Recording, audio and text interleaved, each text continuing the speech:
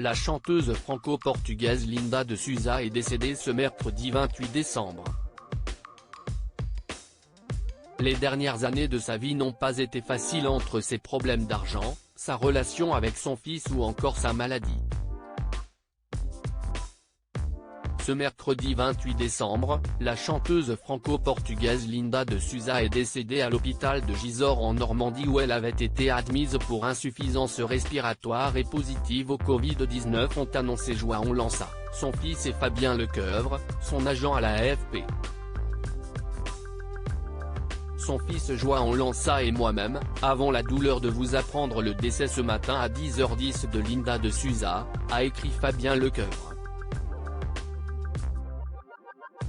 Linda de Souza, connue pour ses chansons comme le portugais et Tiroli Tirola, a été une chanteuse incontournable de la fin des années 1970 et des années 1980. Depuis la tragique annonce de son décès, de nombreuses personnalités lui ont rendu hommage sur les réseaux sociaux, mais également Marcelo Rebelo de Sousa, le président de la République portugaise, dans un communiqué. Les difficultés financières de la chanteuse ces dernières années n'ont pas été faciles pour Linda de Souza. En effet, la chanteuse a témoigné des abus de confiance qu'elle a subis de la part de son entourage ou encore de la jalousie que sa réussite a suscité dans son livre Des larmes d'argent publié en 2015 aux éditions Carnet Nord. Elle est également revenue sur l'usurpation de son identité et les détournements de fonds à cause de collaborateurs malhonnêtes. Selon ses dires, des personnes sans scrupules auraient ouvert des comptes en banque en usurpant son identité pour y détourner bon nombre de ses revenus issus de droits d'auteur de ses chansons, livres et comédies musicales. Je n'ai rien. Je ne possède rien.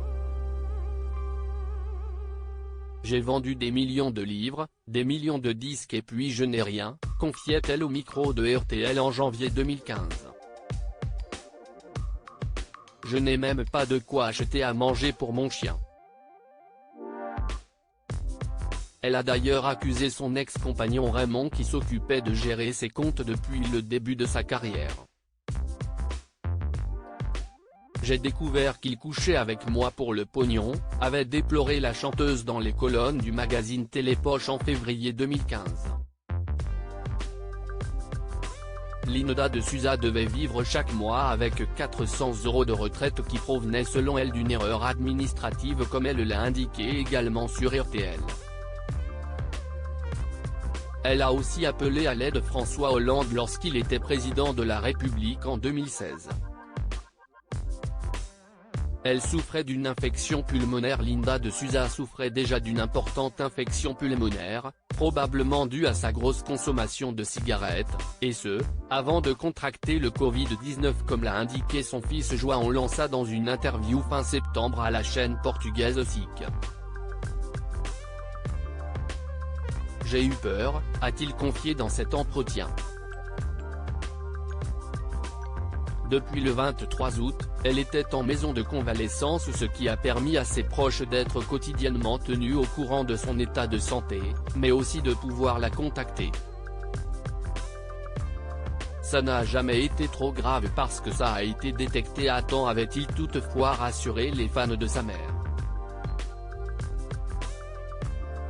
Son fils était d'ailleurs persuadé que l'état de santé de sa mère allait s'améliorer comme il l'a confié ce lundi 26 décembre à la chaîne portugaise CMTV. Il avait indiqué qu'elle récupérait lentement, car elle avait des difficultés à s'alimenter. Sa relation compliquée avec son fils unique João Lança. La relation entre Linda de Souza et son fils unique João Lança, également passionné de musique, n'a pas toujours été simple. En effet, en 2012, João Lança avait partagé à nos confrères de France Dimanche ne plus être en contact avec sa mère depuis 2007. Depuis longtemps, nous avons du mal à communiquer. Avec le temps, surtout depuis que je suis devenu père, c'est un manque qui s'installe, une blessure et une douleur. Au fond de moi, je lui dis maman, je t'aime. Tu me manques, avait-il confié. La mère et le fils qui ne se parlaient pratiquement plus depuis 20 ans se sont retrouvés en 2014 devant les journalistes de France Dimanche, un moment touchant, mais totalement orchestré selon João Lança comme il leur a indiqué dans une interview parue le 4 décembre 2015 dans leur magazine. J'étais très content de la revoir, ma démarche était sincère. Je pensais réellement qu'on allait pouvoir repartir sur de bonnes bases. Mais quand elle m'a proposé qu'on se retrouve enfin, après tant d'années, je ne savais pas qu'il allait y avoir des journalistes avec nous, a-t-il partagé à nos confrères. Je l'ai donc très mal pris. Je me souviens d'ailleurs que j'ai failli faire demi-tour en apercevant, au loin, tout ce monde qui l'accompagnait. J'ai quand même fait un effort, par respect pour elle, et je le regrette aujourd'hui, car tout était faux. Ces larmes n'étaient pas sincères. Finalement, leur relation s'est améliorée lorsque la santé de Linda de Souza est devenue préoccupante ces derniers mois.